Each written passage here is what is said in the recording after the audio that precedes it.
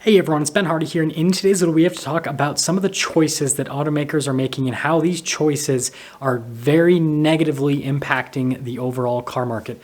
Before we get into this video though, as always, if you want to save time and money the next time you purchase a car, link to my car buying guide in the description down below. And if you want to see more videos like this, then I recommend you subscribe because I post content every single day. Let's get into it.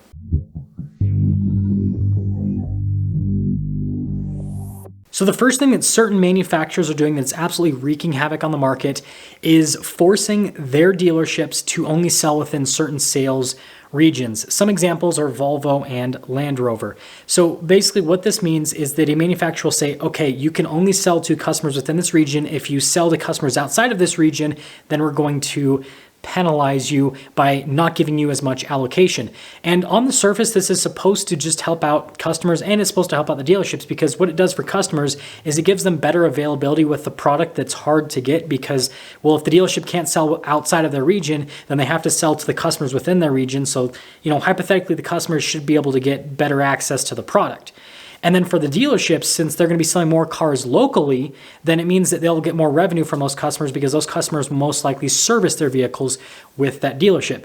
But in reality, what this does is it gives these car dealers a captive customer base because these customers cannot purchase outside of that market because all the other dealerships can only sell within their markets. And so the dealerships can charge whatever the heck they want for their product. And this is really apparent in California with the Land Rover brand. And I'm using this as the example in today's video because I'm very familiar with it because I've filmed a ton of videos for Land Rover over the last year. So in California, these Land Rover dealers will charge crazy markups over MSRP for pretty much all of the product. Like I just reviewed a Velar today, which, is a car in Utah that doesn't have any sort of markup on it. But in California, the dealers want $20,000, $30,000 over sticker. And so you have all these people from California calling, the Utah dealers that I filmed for example, and asking to, buy a new car from them. But then the Utah dealers can't help them out because, again, you have those sales regions. And so this is really messing up the new car market because you've got people that aren't purchasing because the region they're in has dealers that are charging way too much over MSRP.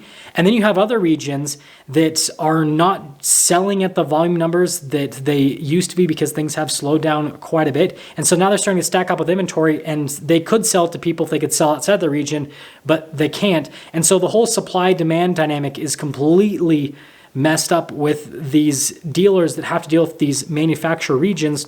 And so it's overinflating used car prices and kind of like propping up the used car market with certain vehicles. I mean, look at like Land Rover Defenders. They're still selling for over MSRP, for example. And so, yeah, manufacturers just need to stop this because it's really wreaking havoc on the new car market and on the used car market. The next thing that automakers are doing that's absolutely wreaking havoc on the market is adopting Tesla style of pricing with their vehicles. What this is where an automaker will basically continually adjust pricing based on supply and demand and then also on raw material costs. And on the surface, this makes logical sense. And this is why Tesla does it because, well, if raw materials go up or down, then you can adjust the cost accordingly, right? To be profitable and, to sell cars in the highest volume possible. And then same thing with supply and demand. If there is lower supply and higher demand, then, well, you have pricing power and then vice versa. Now, this works really well with Tesla because they are a direct-to-consumer sales business model. But then on top of that, right, it's a brand that has a lot of hype behind it, and they can literally charge whatever they want for cars, and people will pay it because there's like no logic with purchasing of Teslas. Like they just pay whatever people ask, or whatever Tesla asks rather.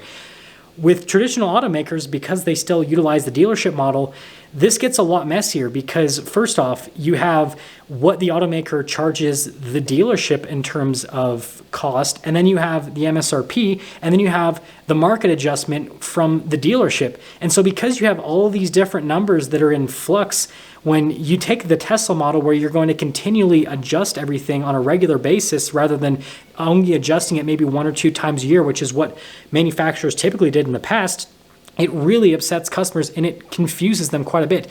One example I'm going to give for this is with Ram. So this is a manufacturer that I'm really familiar with because I used to sell them. They basically have had like these continual incremental price increases over the last year. And, they have a price protection program. So if you ordered a vehicle months ago and then it comes in and the MSRP is higher, well, you paid the lower MSRP you originally ordered it at. So that's fine.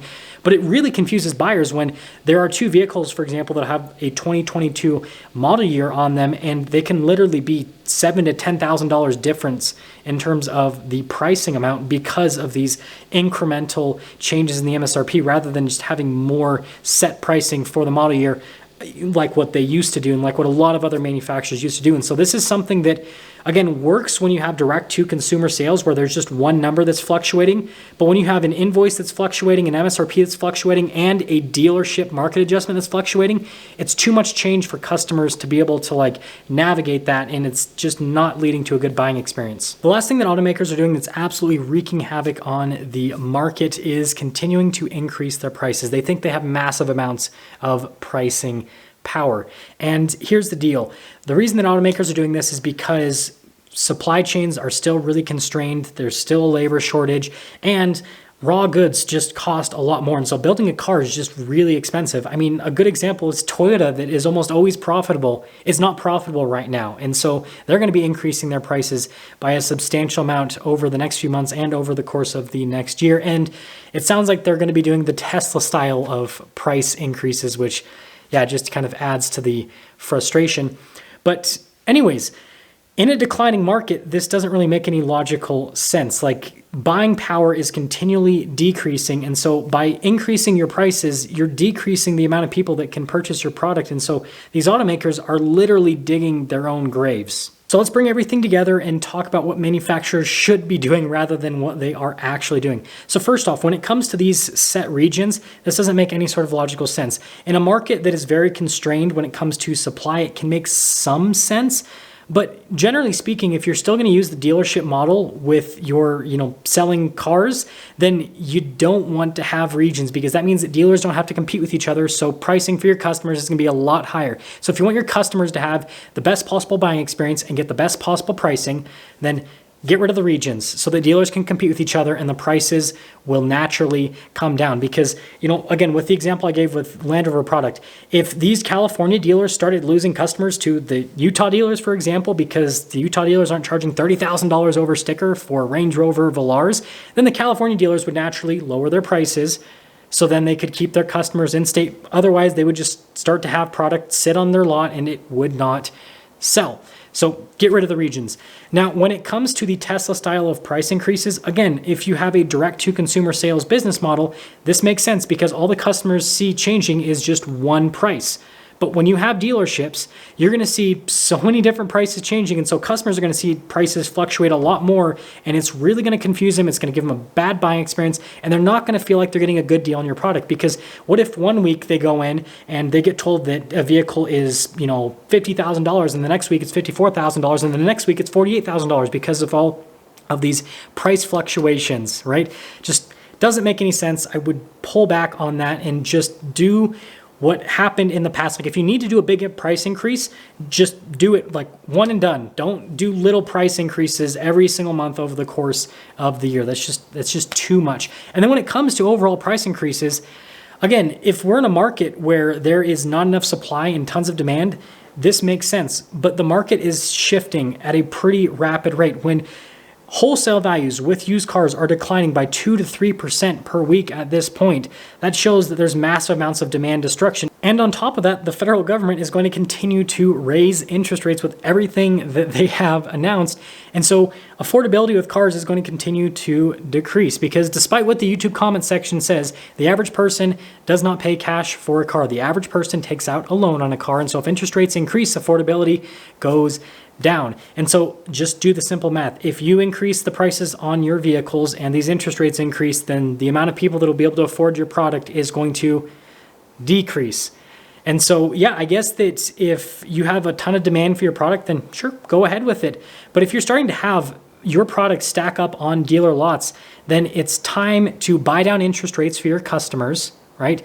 Or do something to make your vehicles more affordable, or else you're going to get in a situation where your dealers are going to be filled with inventory that they can't sell in a declining market, and that's not good for anyone. So what can you do as a consumer to navigate this whole situation that I just discussed? First off, if you're region locked with the manufacturer that you want to purchase with, just be patient, because it's not worth paying $30,000 over sticker for that Range Rover Velar. Trust me, I've reviewed quite a few of them. It's a nice vehicle, but it's not $30,000 over sticker nice.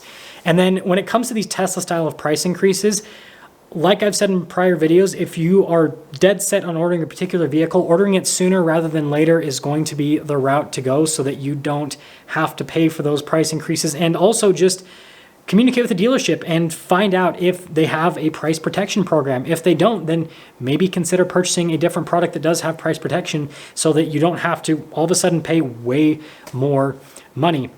And then when it comes to the general trend of these price increases, I'm telling you right now, this cannot be sustainable whatsoever. With these rate increases, with the decline in wholesale values, it's just like, it's a thing right now where these prices will increase because manufacturing costs have increased, raw material prices have increased as well. But there's only so much money that the consumer has, and manufacturers are gonna hit that wall, and I think it's gonna happen sooner rather than later, and they're either gonna have to lower their prices, or instead of lowering prices, they're gonna have to simply buy down rates for their customers to convince them to purchase vehicles. And so I'm just gonna say this right now, because it's in several videos, the deals will be coming in the near future. That's gonna sum things up for today's video. If this helps you out at all, then I recommend you subscribe, because, well, I'm gonna have more helpful videos in the near future, and I'll see you.